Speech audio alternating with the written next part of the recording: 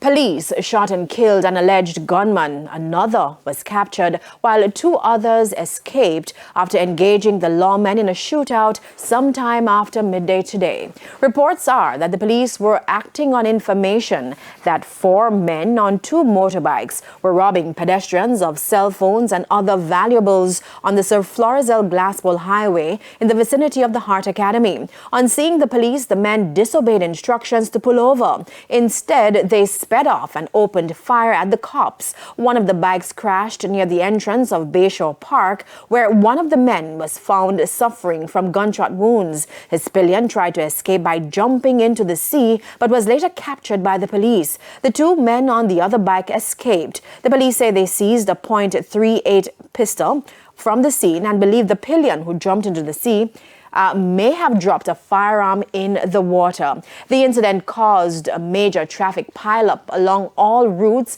heading to Harborview. Indicom is investigating.